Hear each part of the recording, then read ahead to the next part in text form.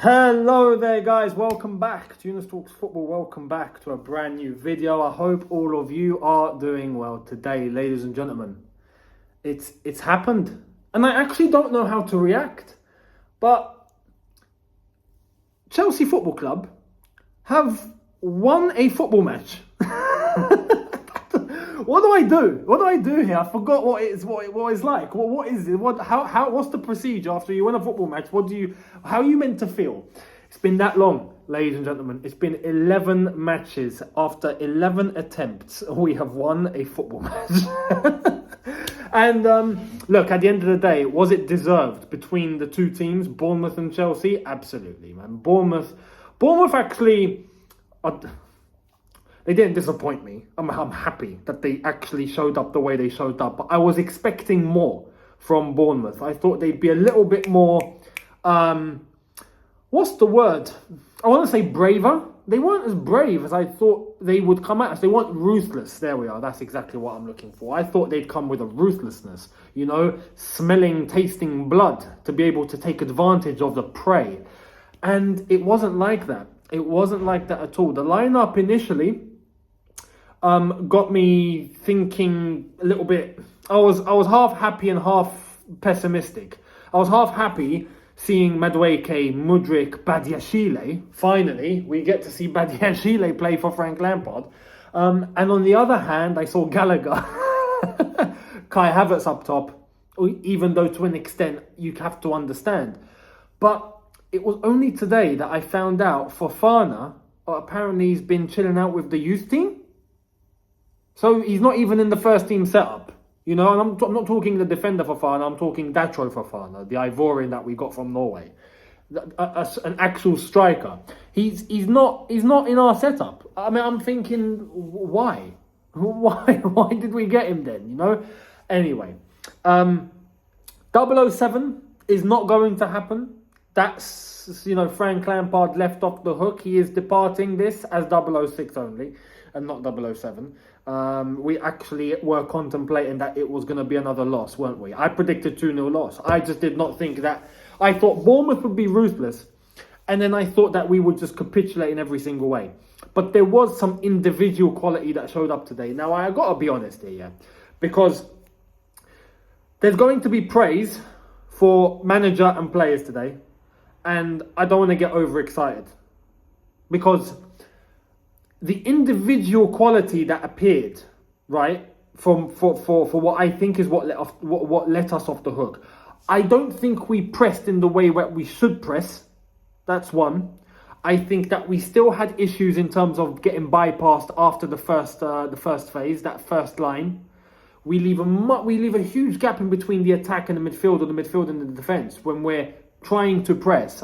I believe if you press as a unit.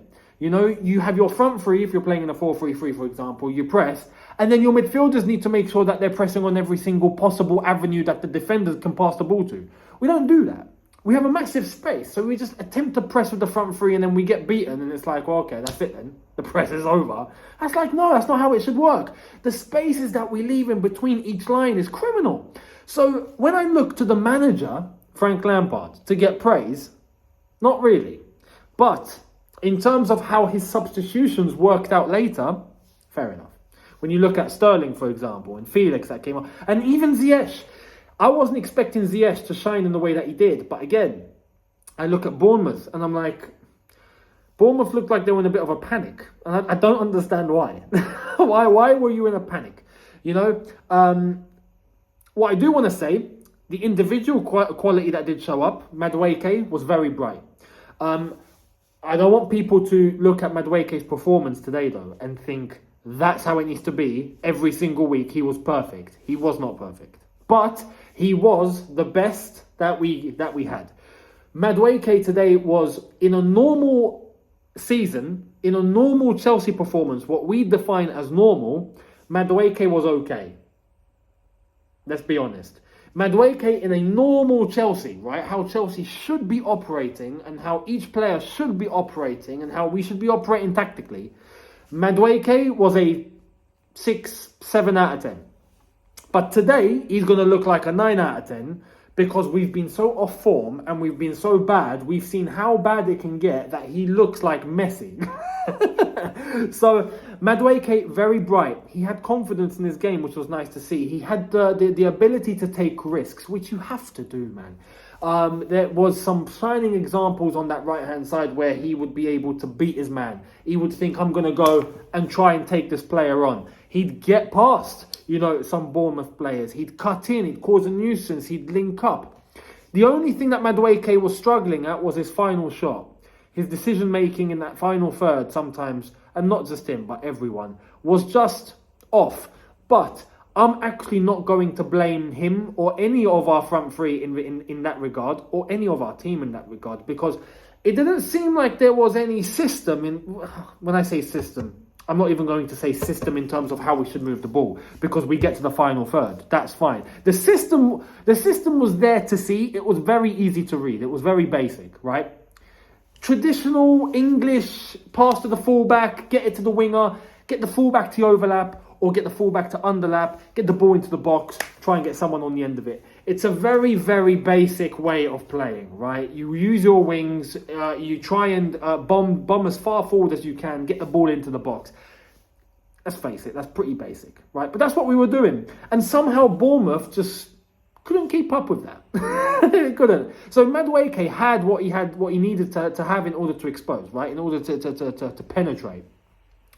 But the last bit was just the players thinking for themselves. It was the players just like, get into the box, all right, I've got to figure this out. There isn't an element of, I know Kai is going to be in a certain part of the box, or I know there's going to be a certain run made, or I know that there's going to be a player coming into the box that's not normally there because we've worked on that. That's part of the system. There isn't any of that, which we had under Thomas Tuchel, at least to an extent. And then after that, it was just the lack of finishing. We just could not finish to save our lives. But today, it honestly looked like the players in the final third, just fend for yourselves. Just work it out and good luck was the vibe. And at least it's a vibe. It's a vibe, and we got something from it at the end of the day. So Madueke, fair play. Mudryk looked bright in terms of his ability on the ball. When he was looking to take players on, fair enough. I see these players I've just mentioned. I honestly believe you give them, because they've shown what they can do, you give them a good manager, a top manager, man. I just feel like you give them a system, and I feel like we could honestly see these guys shine. Mudryk, Madueke especially, I honestly believe, man, these guys can shine with the right manager. Trust me. This honestly feels like Frank Lampard the first time now, before getting Tuchel. And then Tuchel came in and things elevated systematically, which got more out of the players. These guys need guidance. They need guidance, man. Madueke today needed guidance. He was great when he had to fend for himself. But you add that guidance on top, and I feel like you give him a little more confidence. You give him some breathing space, that it doesn't have to be all him. The midfield, Kante, look, Kante's another one. Kante has shown that he's back to full fitness. He is back to the best of his ability, but there's no system. No system, man. You give Kante is at his peak again. The way he's moving, the way he's taking players on, the way he's moving the ball, he's linking up, he's passing the ball, he's getting into spaces, he's everywhere. His prime, ability that he's known for is that he can be everywhere. Remember the old joke that we say about Kante? Kante, 30% is made of 30% of the earth is made of land, 70% is water. When it comes to Kante, he's covering all of it. That is true. He's back to that level. But there's nothing that he can do more. The rest of the team is the rest of the team. And the way that we're playing is just the way that we're playing. He can't thrive. Give him a good system, and man, honestly, I feel like these guys will take it to another level. So there's that. The substitutions, as I said later on, when Kante came off, I was sceptical. I'm not going to lie. You bringing Kante off. The energy he was showing. We bring on Sterling, take off Mudryk. That worked out. We bring on Ziyech later on. That worked out. Fair play. We bring on Felix, and that worked out for Kai Havertz. But yeah, the Loftus-Cheek sub, was weird, although albeit it didn't cost us anything, so some people could say that's a success. Ben Chilwell came off with an injury. Now this one is going to be a little bit crazy. Why? Because we had to bring on Azpilicueta to go left back, and thank goodness we actually got the goals we did, because that was an avenue to definitely penetrate if there was more time in the game. You'd think Lewis Hall could get an opportunity there, but anyway, Azpi coming on with just 20 minutes left is okay. I'm cool with that. But going forward, we have to figure out what we're going to do, because Cucurella is injured as well, isn't he? So now we've got a left back role where, is it going to be Lewis Hall? Are we going to play Azpi for 90 minutes at left back? We got a little issue there. So we have to work that one out. But apart from that, everything else looked okay. And fair play to the ones that got the goals. We started off the game very quickly. Good goal from Conor Gallagher, which again, I wasn't expecting. But Kante ball into the box and Conor Gallagher gets a good header on it. Good finish. We've been complaining about finishing. And even when it comes from the unlikeliest of suspects like Gallagher, you've got to praise it. Because what more do you want from him to do? Gallagher put it in a place that was fantastic. Great header. So, 1-0 Chelsea. Then we get to the 1-1. And that's honestly where I thought, okay, our time's up for today. I honestly believed it. I saw them score in the way that they did. The way they combined and they managed to move the ball so easily into the space for Bournemouth to score that goal from Vinner, the assist from Christie. The way that they penetrated through very easily, one-touch combinations, cuts onto his outside, tucks it in beautifully into the top corner.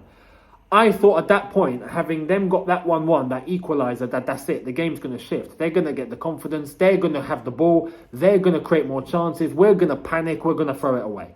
I honestly thought that is what was going to happen. It was the opposite. As I said, Bournemouth were not ruthless enough. They weren't brave enough. I honestly think if they were brave enough, they could have got us into a panic. They allowed us to get our confidence back. We were able to win the ball off them very easily. At times where they were very slow to make decisions in terms of what they were going to do on the ball. We used that time to nick the ball off them, launch some counter-attacks, get some set pieces, and it worked in our favour. Later on, we had the ball in the 82nd minute come in from Hakim Ziyech. That's why I'm saying I praise Hakim Ziyech for his ability when he came on, for what he contributed. And then Badiashile with a top volley. He was nearly offside, and he read the line very, very well. Slotted it in, made it 2-1, and at that point the confidence shifted. You could tell at that point everyone looked like they could relax and breathe a little bit. And then later on you see Sterling carries the ball, and this is an example of Bournemouth looking like their heads were in the clouds, because Sterling found it very easy. Didn't even have to go very quickly. Just basically half jogging into the box. Felix is there unmarked. Felix already knows and anticipates what he's going to do when the ball comes across to him. Comes across, doesn't wait. Bottom corner, thank you very much. So there's that instinct that we've been lacking in so many games, which seemed to come back after a little bit of confidence. So now it's about trying to carry that forward. Try to carry that forward mentally at least. And we got to build on it. Now we have to build on it. Now I have to say, there isn't a manager in place to be able to use that in order to translate it systematically. I just don't think that's going to happen. What we have going in our favour is that we've got to play Nottingham Forest next. Now, Nottingham Forest haven't played today. They are going to play. Let me have a look when I'm actually able. Actually, I'll look at that another day. Screw that. Everything just stopped working. Typical. But Nottingham Forest we've got next, which you would think is a winnable game at home. We've gone to Bournemouth and we've won 3-1. We've scored 3 goals in a match. Unbelievable. Honestly, unbelievable. But it's got us to the almighty 40 points. Yeah? We've been asking for 40 points since January. And we're at 42 now. Yeah? So, happy days. Gone from 39 to 42. The league table, as it stands, translates to, if I get this for you guys now, Chelsea have moved into 11th, having played one less game than Crystal Palace and Wolves, which is great, and Bournemouth as well. Wolves did win 1-0 today. So they're on 40 points. West Ham yet to play level on us in terms of games on 34 points, which means we are actually fine now. Ladies and gentlemen, I can happily and mathematically confirm to all of you guys that right now based on goal difference, we cannot get relegated. We're not getting relegated, ladies and gentlemen. We're not going down. So we're not going to have to look forward to play against Millwall, not in the Championship, but that might happen in the Premier League if Millwall do make it into the playoffs and win the playoffs. They could end up coming up to the Premier League, and that's the only way we're going to get Chelsea versus Millwall. It's not going to happen in the Championship. It might happen in the Premier League. So that's some breathing space at least. I feel like this has actually got us across the line now to do one thing. We can actually prepare for the new manager without any hesitation in terms of actually getting relegated. The one fear that we had was we could mathematically still go down. We're not going to go down now. That's it. With this win, we are 12 points off the relegation zone with 4 games remaining. And the goal difference is so far superior. We are on -5 and these teams are all on -22 and -32 and all these ridiculous amounts of goals, right? We're not going down. So now we can fully prepare for the new manager. We've got some tough games, which I still think we're going to lose. Man City, Man United, Newcastle, not expecting much. But Nottingham Forest, let's be honest, we should be able to end the season on 45 points. We should. So let's wait and see how it all goes down. And let me know your thoughts down below. But credit where credit's due. You have to give it when it's due. For at least getting what needed to be done today. Getting 3 goals on the score sheet. And getting 3 points. Getting us across 40 points. Getting us to all these little mini goals that we had that we thought we'd never accomplish. We've finally made. So fair play to the lads that showed up today. And let's see where it takes us going into the Forest game. So let me know your thoughts down below. Much appreciated. Hit the subscribe button if you are new. Hit the notification button to be notified once I've uploaded. As I've said before, there won't be much content throughout the rest of this week. You will get the preview definitely before the Forest game. I will see what I can do in between that. If there's anything that breaks or anything massive, then I will get a video done for you guys. And I will see all of you very, very soon. So thank you very much for watching, guys. As I've said, hit the subscribe button if you are new. And I'll see all of you very, very soon. Have a good one, people. In a bit, take care and peace.